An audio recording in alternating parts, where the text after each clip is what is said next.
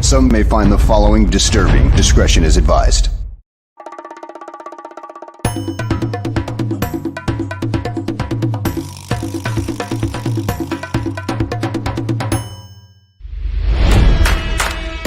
Never before in the history of sports podcasts have two men brought you opinion and analysis like these two. They speak for a city that's desperate for wins and titles, not whining and travesty. You might not agree with what they have to say, but you'll defend their right to say it. Sports fans across the world, from Chicago, Illinois, this is the Mac and Reed Show.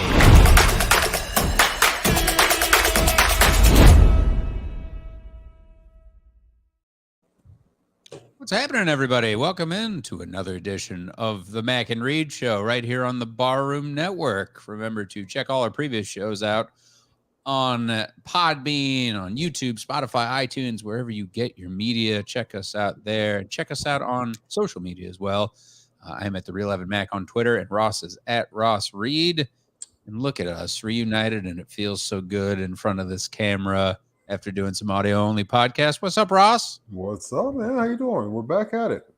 Back at it. Back like we never left. You know it. And a lot to get to on this show, as you got us till about 8 o'clock tonight if you're watching Central Standard Time, local Chicago time. And we've got, a lot to get to. The training camp has begun for the Bears and NFL training camps all across the nation as well. We're talking about everything in between throughout the show. But, yeah, big Bears news as we saw the first day of training camp break today, and we'll talk about other stuff and things like the Choco Taco and Mega Millions, all the stuff you really look forward to. The top 5 is interesting today.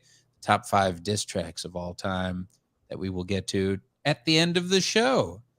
But Cool. First things first, it feels real, Ross, as training camp has begun for the Bears and reporting to Hallis Hall and reporting to Bourbonnais, for that matter, to go and get this thing started with Justin Fields and a new look team under a new coach and really retooled roster. When you look at even just this last week was busy with a couple additions that we'll get to in a second, but a revamped defense like we've talked in the past podcasts and past episodes. And a buddy of mine, we were talking about the show, and he said, "You're two of the most pessimistic Bears fans." I said, we're two of the most realistic Bears fans. I think you set the bar low, then you won't be as disappointed. And to be fair, we both sided on the era of going to over 7 wins, which is pretty good. But what we want is certainly to see Justin Fields improve, and it starts here. It starts in training camp around a retooled offensive line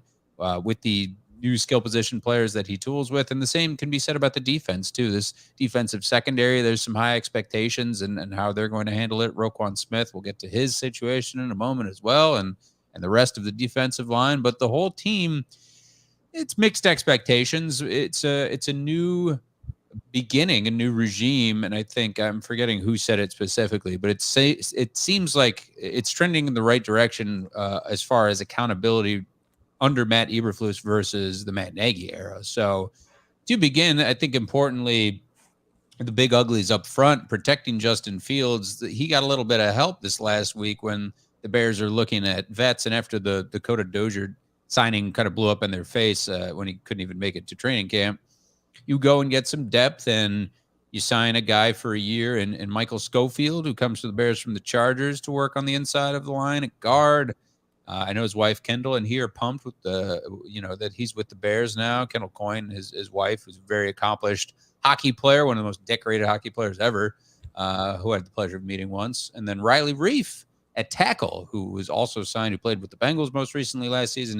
His season was cut short by an ankle injury. He could play right or left tackle. He's done both in his career. A former first-round pick, a tough guy. It's a good way to spend, $10 to $12 million, whatever he ends up making. What do you think about these vets to start off, Ross, and these moves at offensive line?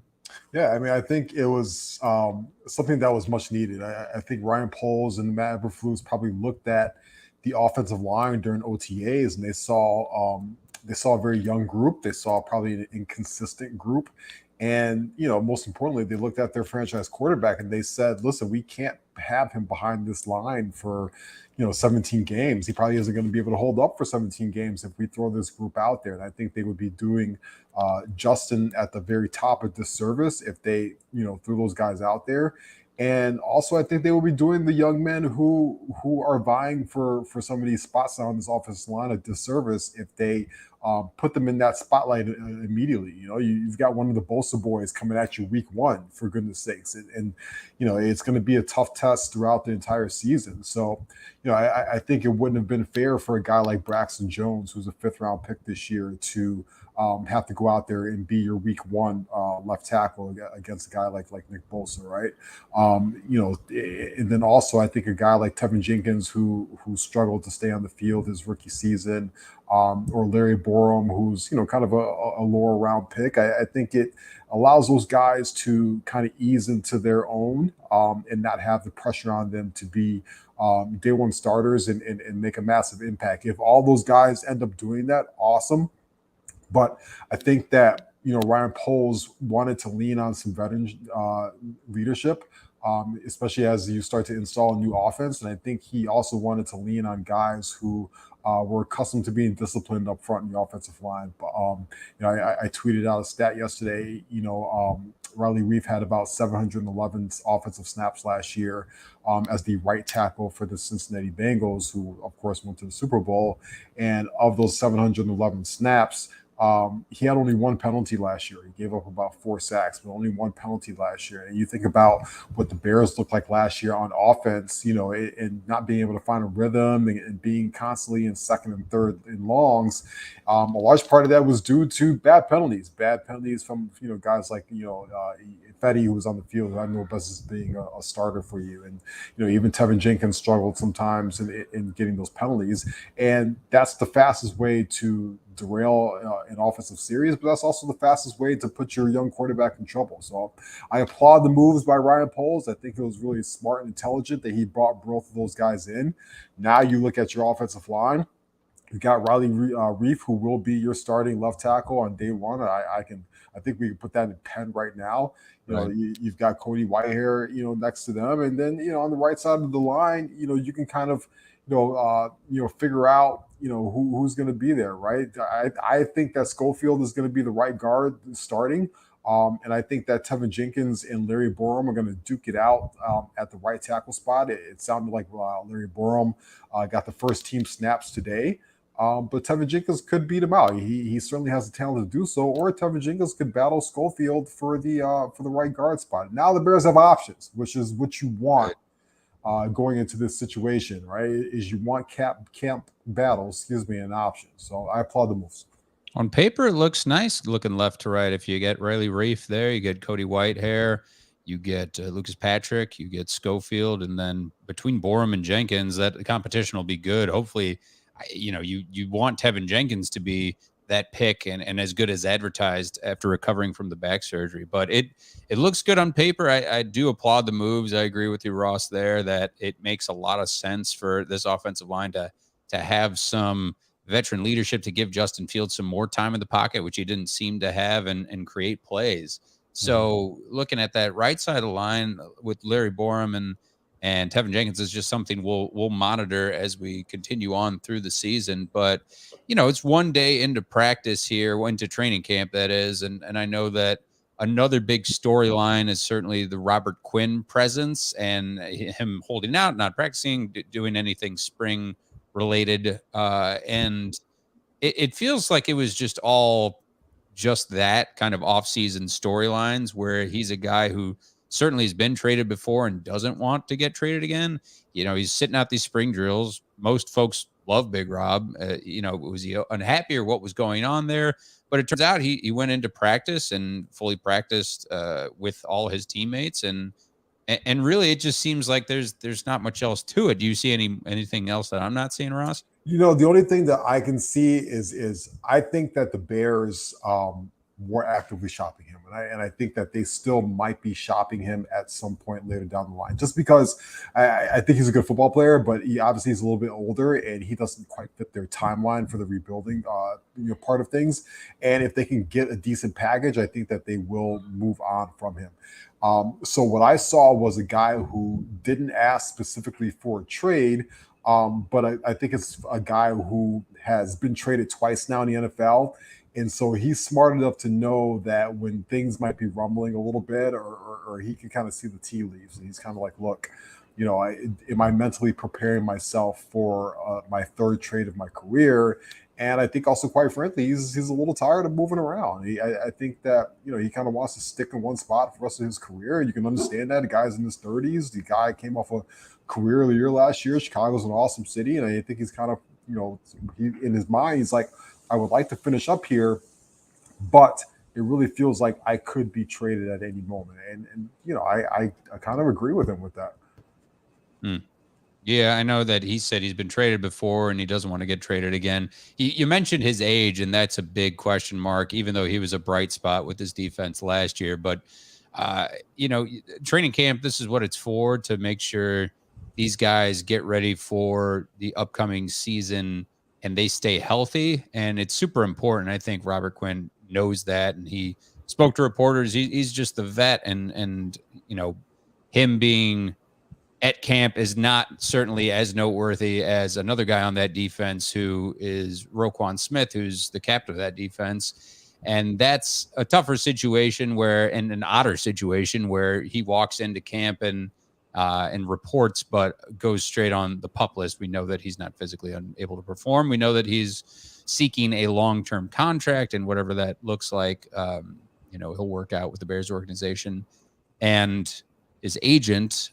But how concerning is that, Ross, looking at, Roquan and getting reps into training camp? I don't think it's as important as, if he was a rookie, for sure, but it's certainly wanting to get those practice reps in with the ones is going to be super important in training camp. It is. And obviously, I mean, he is the focal point of this offense. We heard Matt Eberflus, finally, tell us this morning on the score that, Roquan is going to play that Shaq Leonard position. I stumbled there because he wants to call himself Shaquille Leonard and not Darius Leonard now. But obviously the man formerly known as Darius Leonard, now Shaquille Leonard for the Colts, who is an all-pro linebacker, and Eberflus wants him to play that off-ball, same role in that position. And so, Roquan, who has the skills obviously to do it, but he becomes the most important player on the defense for the Bears if that's what Eberflus wants, which means you got to get him out there sooner than later. He's got to be able to learn the terminology and see what the front seven is doing and see what the back seven is doing and be able to call out the plays, and his speed and being able to go from sideline to sideline, and his skill out in coverage really makes him very important. But on the flip side, I don't blame Roquan for, he's going into the last year of his deal. The aforementioned Leonard has already gotten his deal done, 5 years, $98 million. Other players who are of similar age and stature as Roquan have gotten a similar deal. It's been about 5 years in the high $90 million, which means that I think Roquan is right. I think he needs to get paid. I think you either give him 5 years, $100 million.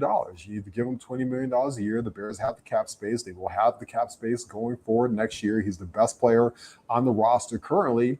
And so I think that, Roquan is kind of playing this the right way. My only concern with all of this is I'm never a big fan of players who don't like agents. I think agents are a necessary evil in sports.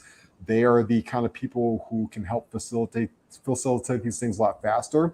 I think for an athlete, it's important to have an agent who will just allow you to do the stuff that you need to do on the football field and practice, and let me take care of all the dirty work behind the scenes and all that crap, right? And so that kind of concerns me with Roquan, because I think that this could drag out a little bit longer for the simple fact that he doesn't have an agent. Remember, all the way back in his rookie year, he held out of camp a little bit because he wanted some different terminology in his contract. So that's the only thing that concerns me. Let's hope, fingers crossed, that Ryan Poles and the Bears can get this done sooner than later. And I say sooner by like, let's try and get this done by the end of the weekend, and let's see if we can get Roquan Smith on the field in practice next week when they put some pads on. With respect to Roquan, I definitely forgot about him electing to not go the agent route. And some guys are like that, but they just got to be extra careful. You said it all as far as him deserving to be that guy who's going to be paid in the middle. And the Bears' history at middle linebackers is steeped in great legacy. And he has played up to that position so well, almost at a, certainly all NFC level. He's almost a Pro Bowler at this point. He just needs a great supporting cast around him and can do it all. Super athletic guy. Teammates love him. It's something that needs to be resolved soon if you're the Bears, and give him his money. It makes a lot of sense if you paid Eddie Jackson that much, and there's not other guys really of deserving. You're in the cap position at that point to give him his money and pay him $100 million, say something like that. You jump at that opportunity to pay Roquan Smith.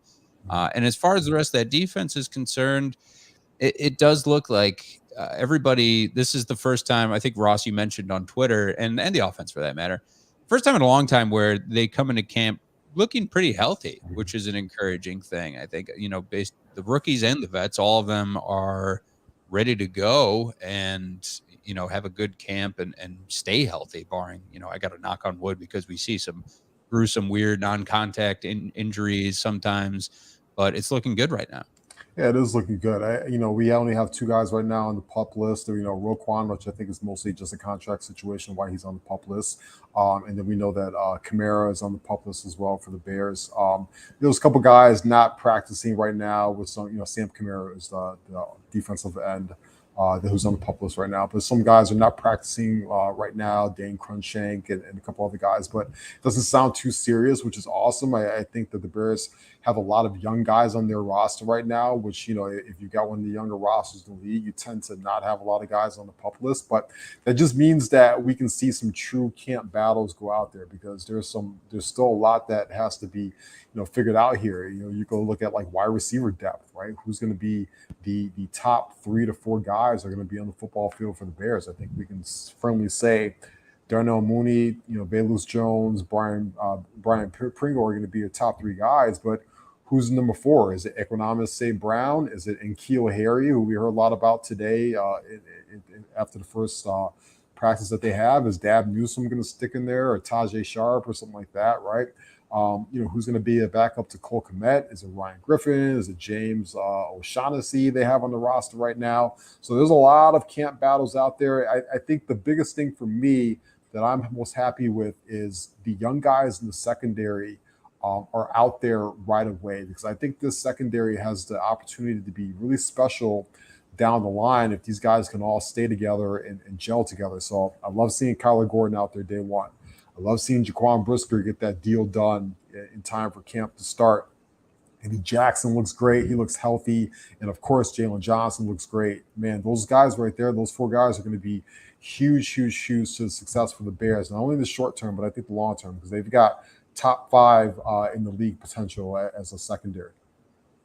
Yeah, that's big buzz. Top 5, top 10 is based on Brisker and these other guys. And Eddie Jackson, if he's healthy and ready to rock, he can play at an all-pro level. We've seen it before. And look at this little wrinkle in day one of training camp. We see Velus Jones Jr. fielding punts, which makes a lot of sense. Dante Pettis, Chris Finke, and Eddie Jackson, who fielded punts at Alabama, who is probably an emergency option. I don't want him fielding punts. I would rather have Velus Jones. Velus Jones, I think he shook Brisker in practice. I saw brief headlines and in red zone drills. Like that guy, that kid, he could be that X factor that you need, a speedster addition to Justin Fields and the rest of this offense. You need him to be your Dabo Sweeney kind of Dabo Sweeney. Who's the guy's name?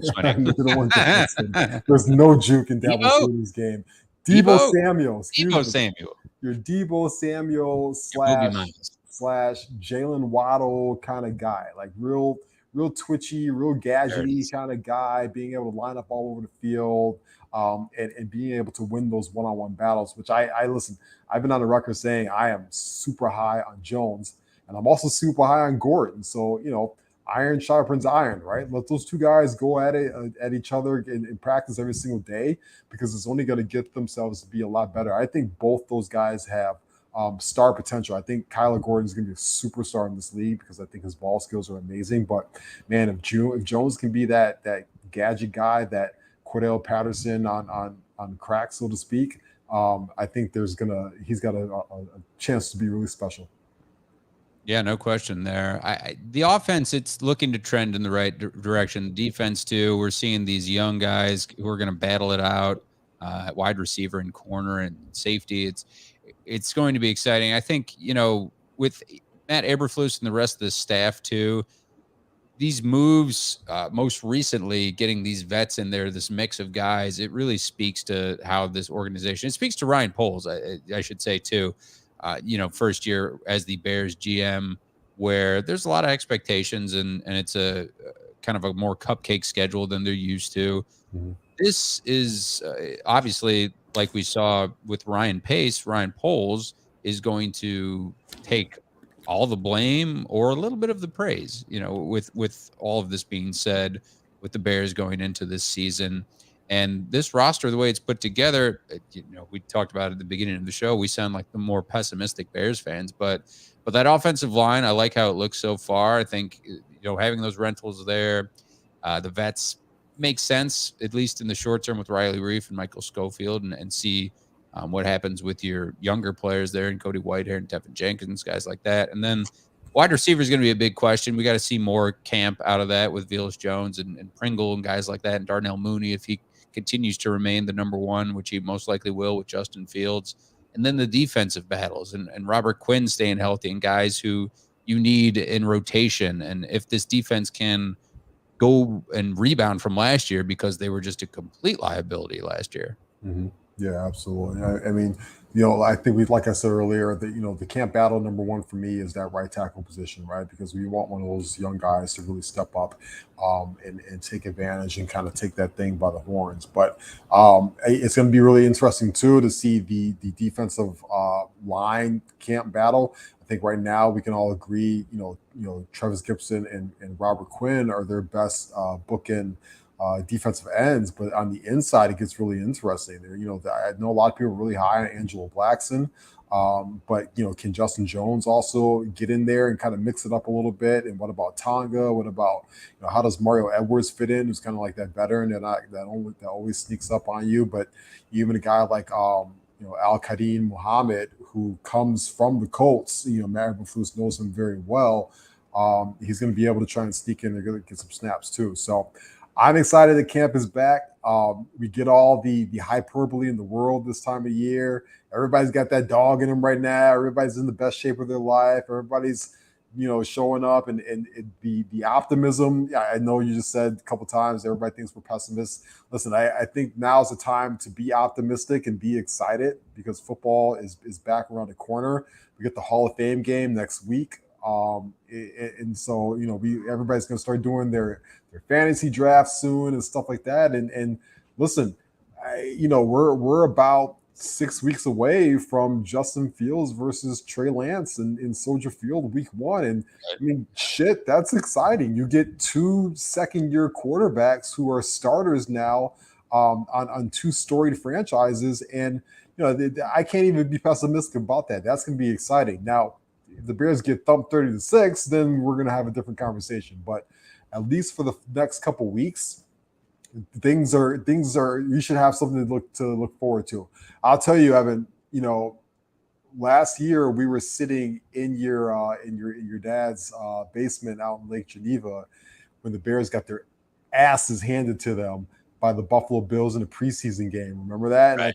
And I think everybody in the world knew that this could be a really rough season, right? And that's what we hope that we don't see in one of these preseason games, just a complete non-competitive team who's going to completely lay down and not do shit. And we remember seeing Josh Allen for a couple series and Trubisky coming in and lighting them up. And that was a preseason game that felt like the whole wind out of the season was let out just in that game. That's what I don't want to see.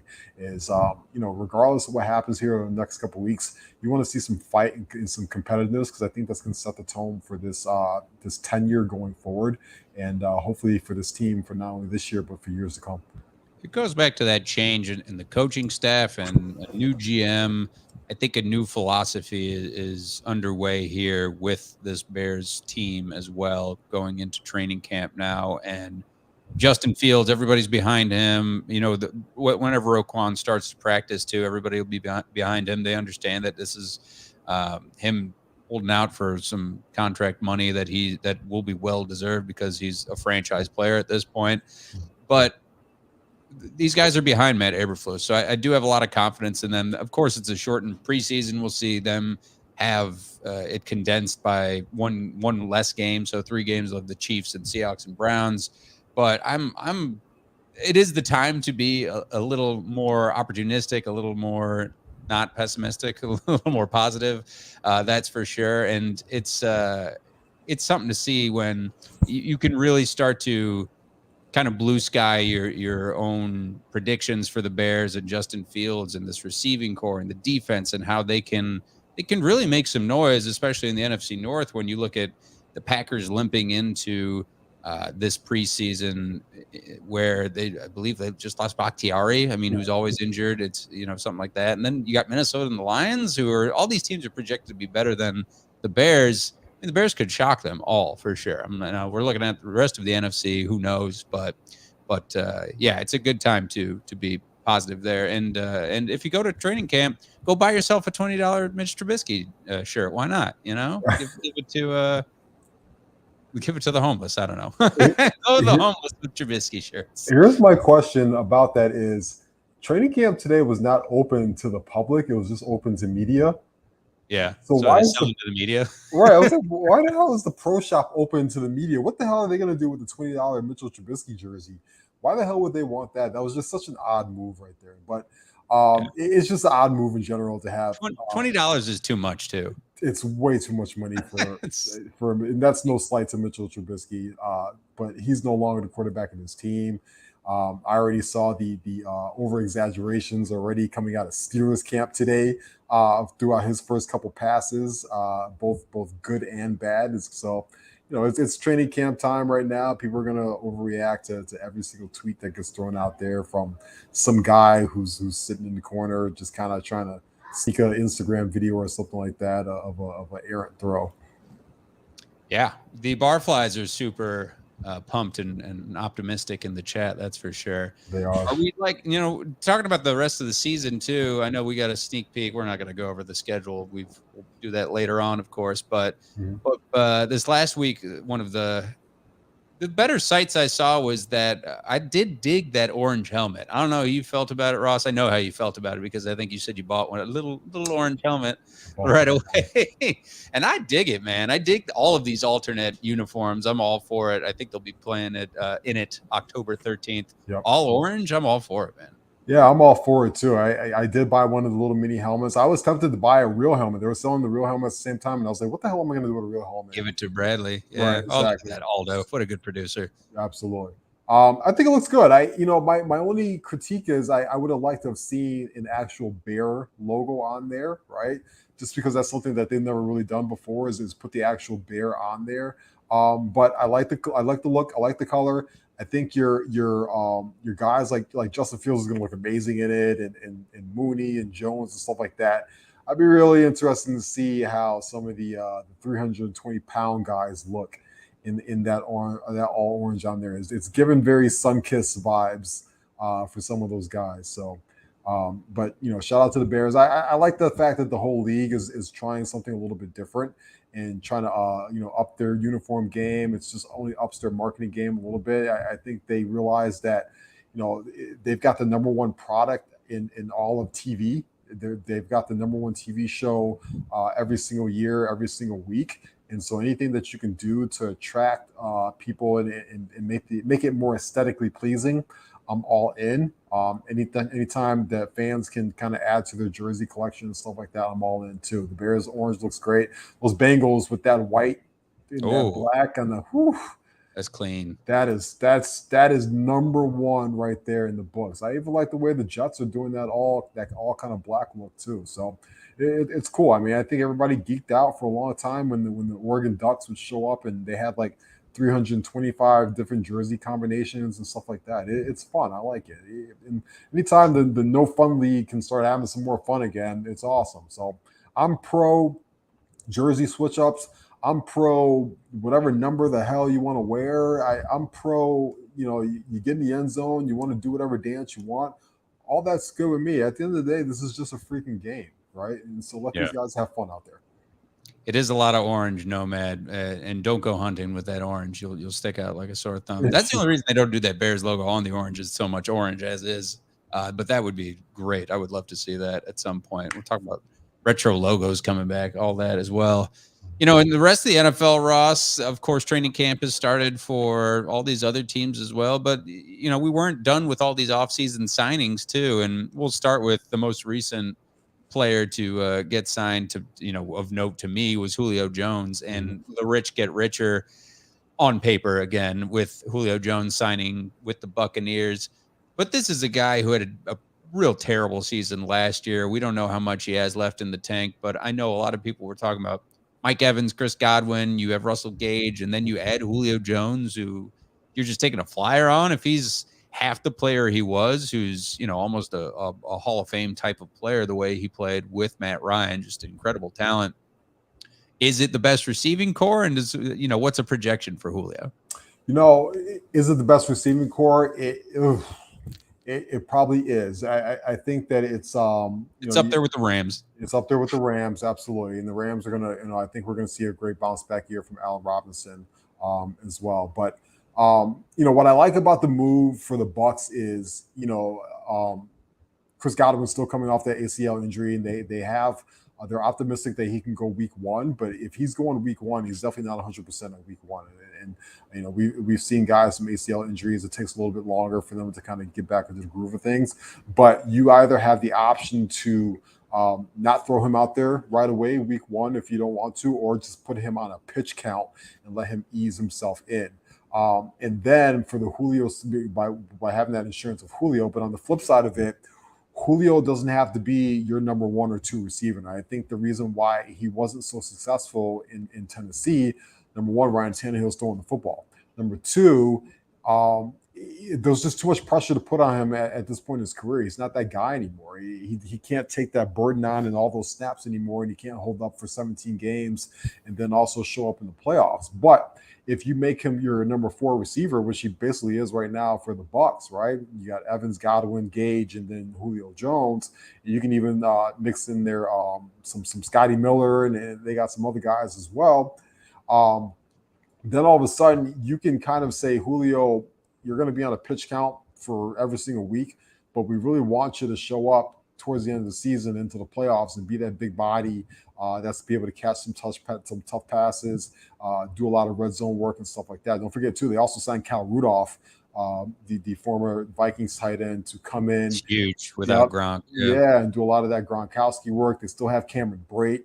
They've got playoff Lenny coming out the backfield. So the Bucs are loaded. I saw a pass today for that the Bucs Twitter account tweeted out, and it was a deep pass from Tom Brady to Julio Jones. And Tom Brady still got that. He still has his deep ball. He still has one of the prettiest deep balls in the league, right? And if Julio Jones can just kind of stretch the field once or twice a game, it was worth it. And also the Bucs took away.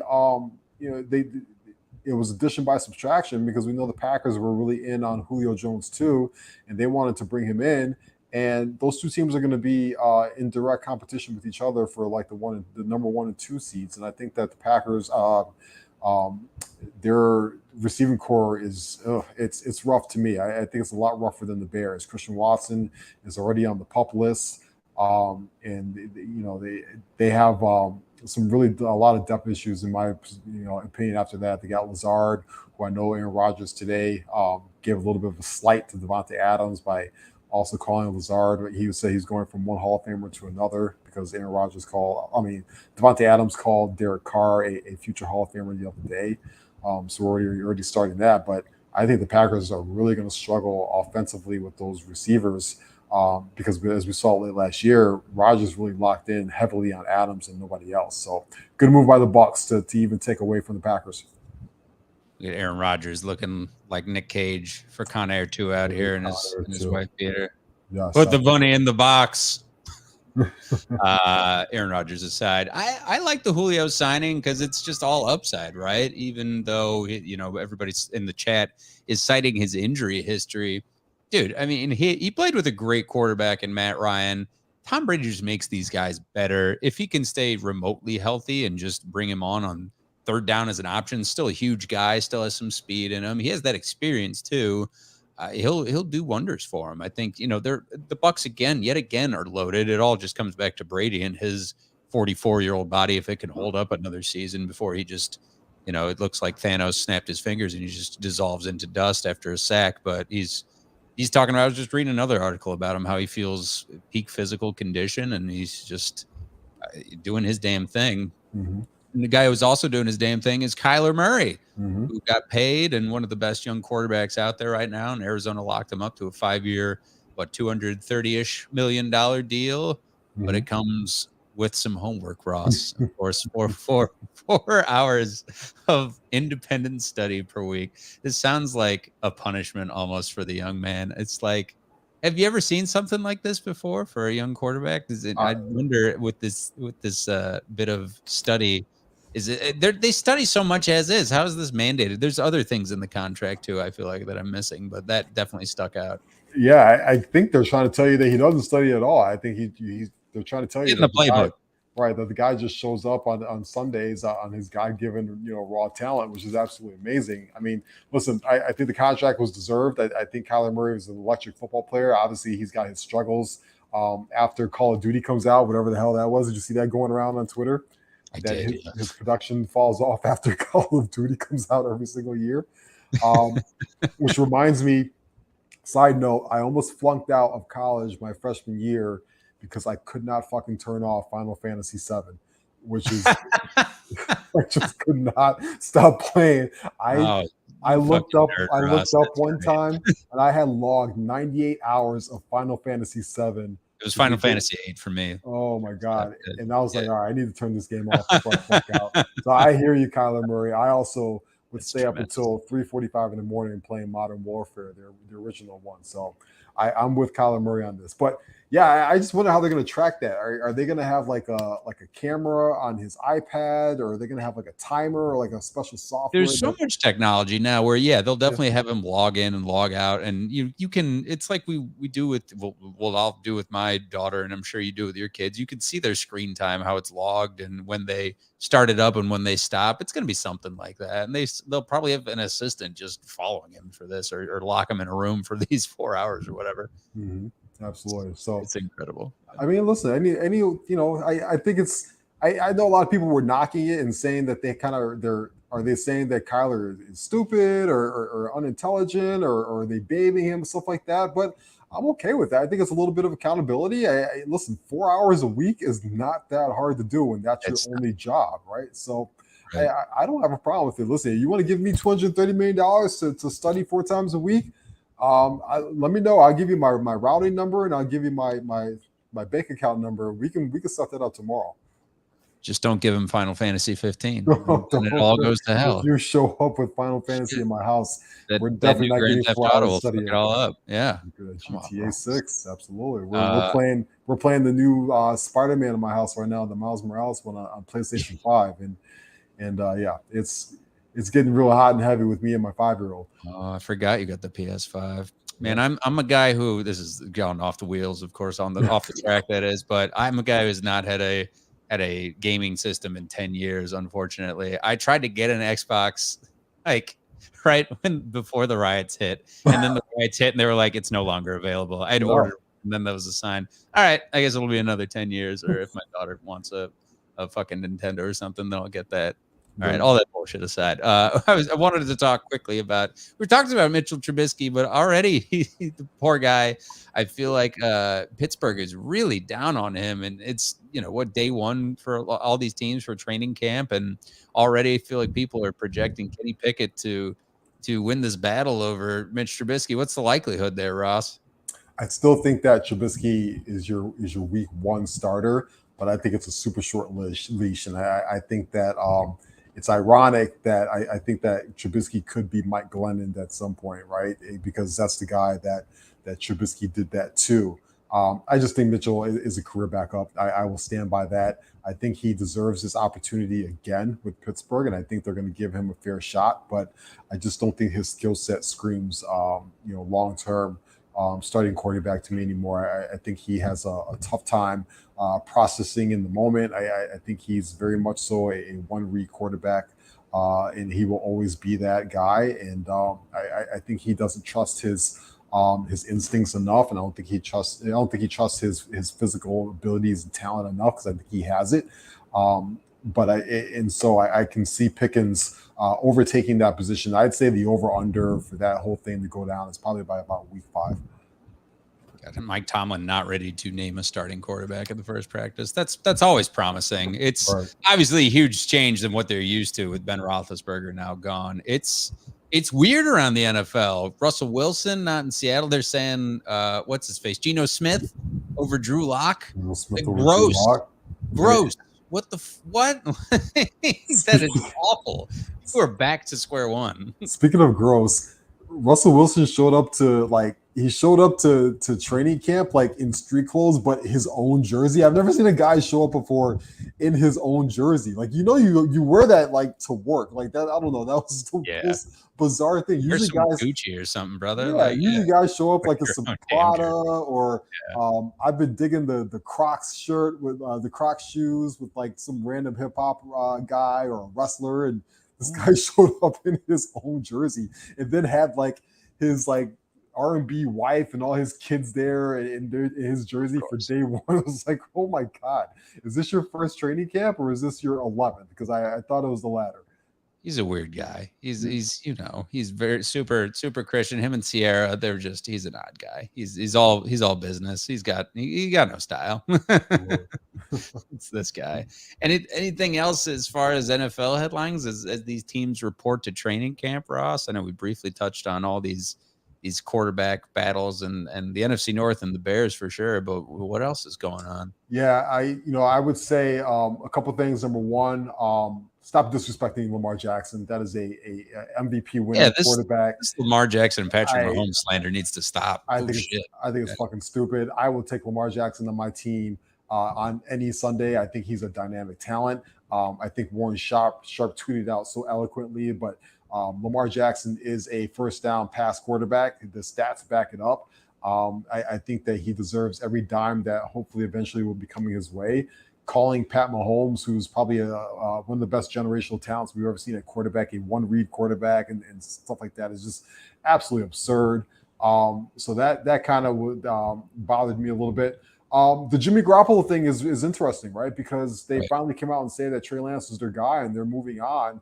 But Jimmy Garoppolo, carries a $25 million cap hit. And is that something that you want to have as a backup quarterback going into the year? And the fact that, you if he's on your roster, you're going to pay him $25 million, you kind of have to practice him. You got to play him in preseason games and stuff like that. So what are they going to do? I don't know if he's a really tradable option right now because the dust is kind of settled, so to speak. I think if he was going to Seattle, they would have done that deal already, right? Him not going to Carolina instead of Baker Mayfield going there, it's like, what's next for Jimmy Garoppolo? I think they will, eventually have to release him. And then if they release him, who jumps on him? The top two teams that come to mind for me are the Seattle Seahawks because they really could use his talent. But keep an eye on the Miami Dolphins, because if that Tua thing looks bad earlier, than expected, we obviously know McCarthy's down there, and I'm sorry, McDaniel's his name, and he's got ties with Jimmy. They keep signing ex-49er players to come into that system, and I feel like Jimmy Garoppolo with those boorishly handsome looks would do really well in South Beach. Jimmy G, but Tyreek already said Tua is the most accurate quarterback, which will make that all the more awkward when Jimmy G eventually shows up there to take a bad move. How about just say he's accurate? How about that? Absolutely. How about he won't underthrow me? Yeah. How about that? Start there. It's worth mentioning that DK Metcalf and Deebo Samuel and Derwin James from the Seahawks and Niners and Chargers are all holding out for contract issues. And Seattle, it's kind of a mess right now. But if Jimmy G gets there, who knows? And then Chris Carson just retired. Yep. His neck injuries. Godspeed to him. I completely get it. I think Derwin James will get his money sooner than later. He's a very important piece to that football team. He's one of the 3 best safeties in the NFL. And, we just saw the last safety set the market for him. I think he'll get his money a lot quicker than both of those receivers. But listen, San Francisco needs Deebo Samuel on that football field week 1. No question. With Trey Lance against the Bears, or else they're going to get their clocks clean, I think, by the Bears. The DK Metcalf thing is interesting because I still think that they should have traded him a long time ago. I think that they should have traded him. If you want to trade him to the Bears, trade high. Go for it. But I don't think that he fits in the timeline of what they're trying to do there. They don't have a quarterback. I don't know if you're going to try and pay him Devontae Adams money, but have Geno Smith throw him the football. That doesn't make any sense to me. Just go ahead and flip him for a couple of first-round draft picks and be done with it, right? Pete Carroll's always been a run-first guy anyway, so blow that thing up and trade Debo and trade DK Metcalf already. And so I'm on his side too, man. I'm not showing up there busting my ass and catching ducks from Drew Lock, and you're not going to give me new paper. I'll sit right here until you decide to pay me or trade me. Totally fair. We're still sticking with the Seahawks. The chat's going wild. Aldo, when did you meet Sarah? We need the story, and I really need to bring a segment where we talk to Aldo about that on the next Mac and Reed show. We got to move on. Other things in the news, sports related. This is, I feel like, just been dominating the headlines that we did not talk about. But about the whole Brittany Griner shit that's been going on and her being detained in Russia. Now, Joe Biden, the administration, has offered to exchange Russian arms trafficker Victor Bout for Brittany Griner and Paul Whelan because she's been detained in Russia for the better part of like 5 months now. It's insane for this, something that was prescribed to her, I believe, too, or she could at least produce something like that. It's pretty screwed up. Would you take that trade?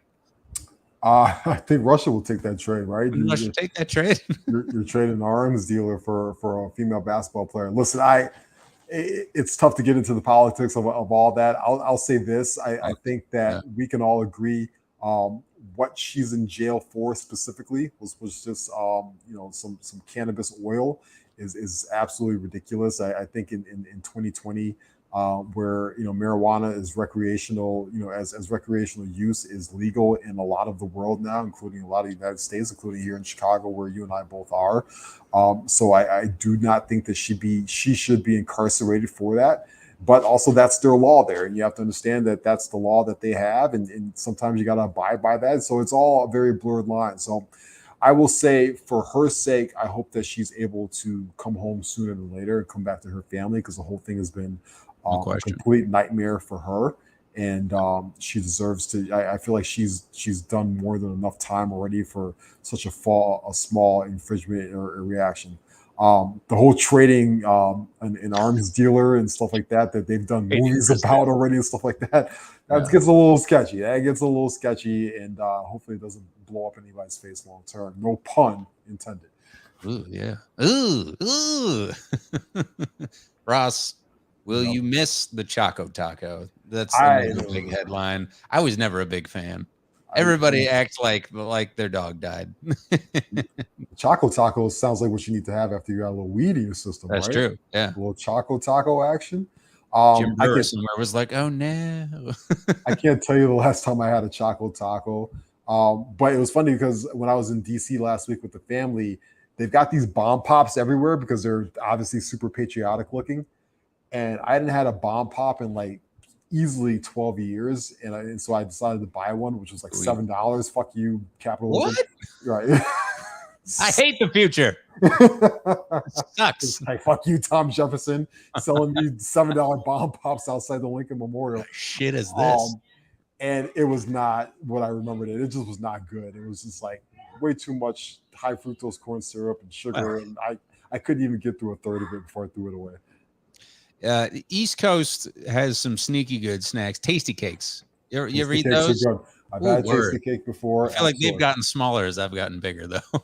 Yeah, Tasty Cakes are good. When I made the drive through Virginia from DC to go see family, we saw many a Tasty Cake shop, and they frequently on the East Coast still have the Krispy Kreme actual places that still turn on the hot lamps. And if you see a hot lamp on, need to go pull over and get yourself a hot glazed donut because it is like perfection. That sounds lovely. Ross, of course, had his East Coast voyage. I Were you in did. Baltimore and Virginia and We other did. places? We DC. did. We Lovely. did DC. We did Baltimore. We drove down to beautiful Lynchburg, Virginia. Shout out to Baltimore. I got 30 minutes left of We Own the City. John Bernthal is absolutely smoking that show right now. It is absolutely amazing show. I know it's completely wrapped up, but shout out to Baltimore. He's everywhere. David Simon. He is everywhere right now. He was on The Bear, too. He's on The Bear. He's got American Gigolo show coming out in a couple weeks on Showtime. It's good. He's the Punisher, of course, which has been renewed for Marvel. So buy your John Bernthal stock right now. Stock up on him. He's awesome.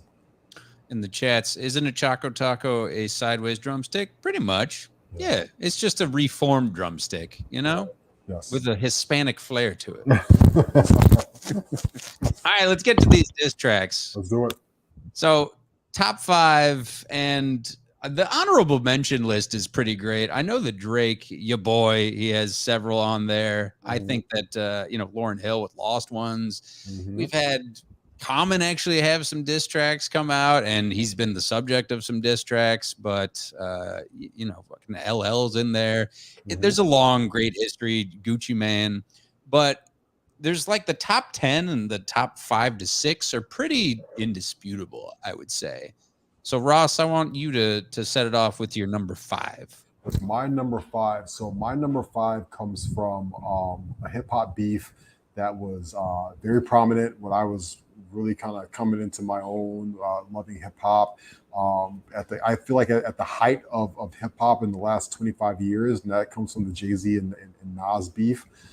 So my number 5 is The Takeover, which is the second song. Oh my God, it's number 5? It is, which is the second song on the Blueprint album, of course, as we all know.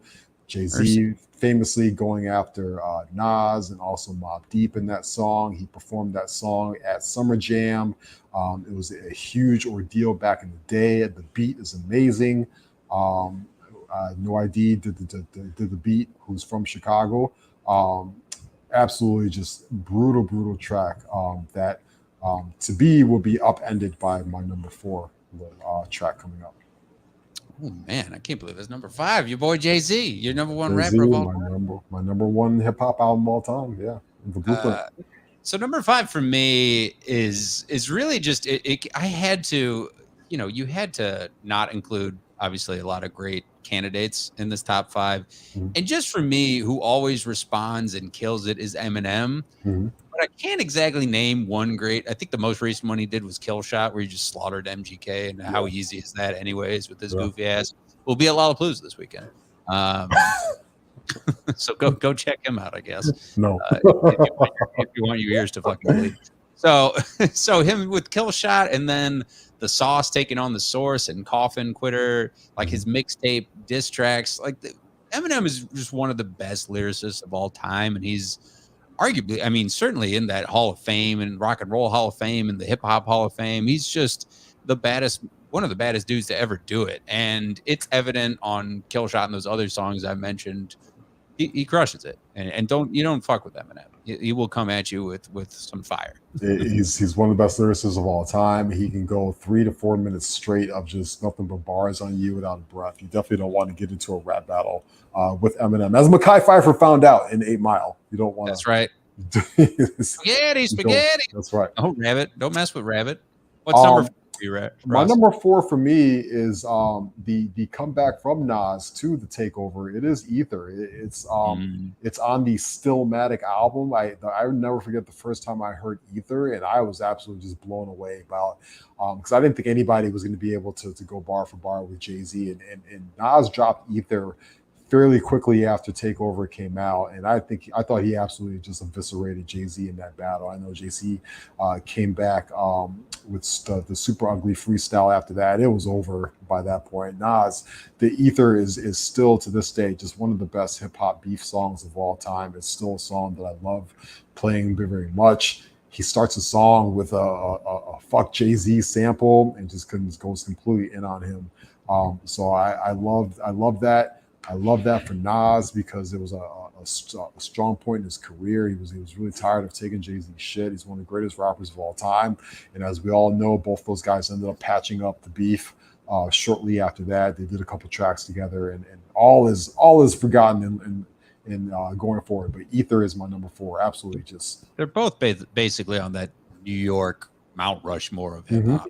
I mean, they're both incredible. That's like the most noteworthy beef in quotes that we have seen too. Yep, absolutely. Number 4 for me was Hit 'Em Up, and all the Tupac parts. I know, like Ross, when we were breaking it down, I feel like, including the rest of his squad, but the way he begins it, and obviously we got to nod to some of the lyrics saying, "Fuck your bitch" and the click you claim, and West Side when we ride, just going right at Junior Mafia and using the same sample that Junior Mafia used was just heavy to go at them like that. And we know one of the best rivalries that we certainly drew up over time was that West Side, East Coast, West Coast, East Coast beef that we saw that was largely Biggie versus Tupac. And that song just hits so hard, man. And I think that Tupac, again, in that short library of music that he has, that's one of his finest. I know that the song kind of like draws on towards the end there, but that's up there. That's number 4 for me. It's my number 3 for me. For all the things that you just said, it would be higher on my list if it wasn't for so much Outlaws on there. I'm not a big fan of when you incorporate other people into your beef and put them on the songs. So that's why it kind of gets knocked down a little bit for me. The video is absolutely hilarious. The guy that they get to play Biggie in the video is absolutely hilarious. Biggie Smalls, yeah. So, and to the comment on the screen, Biggie, What's Beef is in my honorable mention, as well as Kicking the Door is in my honorable mention as well. Those are 2 classic hip hop beef tracks. But to me, also the Tupac Biggie beef, mostly because both of them are gone, it just ages so poorly to me, right? And why they were beefing ages so poorly. It all felt it didn't make any sense, and they were so young and so gifted at the time, and it's just all in hindsight. Yeah, they were entertaining songs, but also it's like in hindsight, you're just like, man, I really wish that none of this really happened because, both arguably would still be alive if we didn't have it. Yeah, if there was no beef in the first place. Yeah. So that was your number 3. Number 3 for me was our boy Pusha T, Cocaine's Dr. Seuss, story of Adidon. One of the best recent diss tracks that I've heard, and you heard about Drake and Pusha T going back and forth. And I guess points can be docked for originality with him rapping over an OID beat in Story of OJ. That was a Jay-Z beat. But man, he just eviscerates Drake. And this, I think it's incredible. He ended it. I mean, whether Jay Prince had to step in or not, he just fucked him up, man. He's, the whole hiding a child thing, this Steve Harvey suit, he just like eviscerates him over this, talking about the let him know who you chose as your Beyonce. Sophie knows better as your baby mother. Cleaned her up for IG. Just all of these, like if you go on and see these lyrics top to bottom, it's pretty incredible. And he just had no response as far as Drake. I know he was told not to respond, and that's kind of a business decision that he has to live with. But, to me, that just ended it when Pusha T went and did this song and did this diss track. He definitely did his homework on that track and oh my God, and yeah. really brought it Talk out. about the ghostwriting and all this shit too. Man, there's too much subject matter to not just go in on him. Absolutely. Number 2 for me is taking it back old school, late 90s. Cannabis with Second Round KO Yeah. Is my number 2. That's him going against LL Cool J back in the day. That beef kind of started on the track 4321, which is a classic hip hop song for me. Cannabis, one of the best lyricists of all time, really struggled to put songs together and put albums together. But second round KO is just an absolute annihilation of one of the best and famous rappers of all time in LL Cool J. He gets Mike Tyson to do the ad libs and on the track, and Mike Tyson's in the video. It's just an absolute perfection of a beef track right there. And I know LL came back with Return of the Ripper after that, which is a very good hip hop track as well, hip hop beef track as well. But Cannabis was second round KO. The beat is absolutely amazing. He just goes crazy on them for the entire song. It's something that still to this day kind of gives me goosebumps when I hear it. That's a good one, Ross. Very good. Number 2 for me is Takeover. Yeah. And although I feel like it, again, not aging well, like the beef is not there anymore. And like we talked about, the same thing. We wish that these guys never had these arguments and these differences in the first place. But Nas being arguably more active than Jay-Z now, but just as accomplished, like whatever with that. But the beat, the build up in the verses, like as soon as I heard that 5-to-1 sample from the Doors, for me was just bananas to me. How ROC would run this rap shit, just went in on and then the verses, like we talk about Jay-Z and his place in hip hop. I mean, it's obviously so high up there as one of the best MCs of all time, and set the bar so high. And really the reason Ether for me is not on the list is because this just provoked Ether for Nas, and like just we got another great piece of music because of this. And Takeover is just one of my favorite Jay-Z songs, and has a lot of just super memorable lyrics throughout there. I believe it was, what was the one I was just thinking of? Wise man told me don't argue with fools because people from a distance can't tell who is who. I feel like that was just trending a while ago too. It was Kevin Hart was talking about beef like that too, and that lyric came up. Yep, absolutely. It's a great one. Number one, my number one. My friend. It's No Vaseline. It's Yeah. No Vaseline. It's No Vaseline. Come on, it is the best hip hop diss track of all time. It still bangs to this day.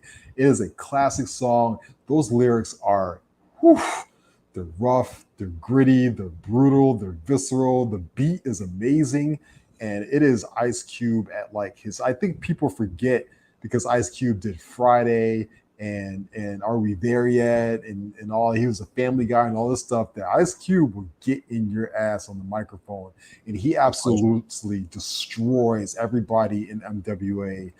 And Jerry Falwell, of course, their manager at the time, in that track, and that was the kickoff really to his solo career, which was very obviously lucrative for him going forward. He ended that group right then and there, and really launched himself into superstardom. It's just an amazing track. It's still on my workout playlist to this day. And anytime it comes on, I cannot turn it off. I will listen to it all the way through. So No Vaseline. What a great name too for a hip hop diss track, as you can obviously tell where he's going with that. Here's what they think about you. It's a banger, man. Ice Cube just really, I mean, just eviscerates everybody from NWA so methodically, looking like straight bozos. What's your favorite line from that song? Think about it, Ross. Solo, yep. Yeah, but Easy, talking about Easy and Dr. Dre stick to producing and putting Jerry Heller in there. He just did not leave anybody out, from DJ Yell to MC Ren, all these guys. It's funny the way it was depicted in Straight Outta Compton too, which was a great biopic of NWA. And when Ice Cube went off, and it was Ice Cube's son portraying Ice Cube doing that song for the first time, and all their reactions, it was just fantastic. I was like, this is definitely what it was like. They're just losing their minds over this diss track. He crushed it. I mean, Ice Cube, that's such a great song, and it sets the bar. There's no other great diss track that, like, besides No Vaseline for you or for me. There isn't. At number one. Absolutely. All right, we ran out of show. Thanks to everybody for listening in on Spotify, iTunes, and Podbean, checking us out on YouTube, watching with the live stream. Thank you to the Barflies. Thank you to Aldo for producing our show. Check out Science Fiction later on tonight as well. If you want to get your sci-fi fix on, check us out on Twitter. Follow me at The Real Evan Mac. Follow Ross at Ross Reed. For now, we say deuces. Be good to each other out there. So long, everybody. Peace.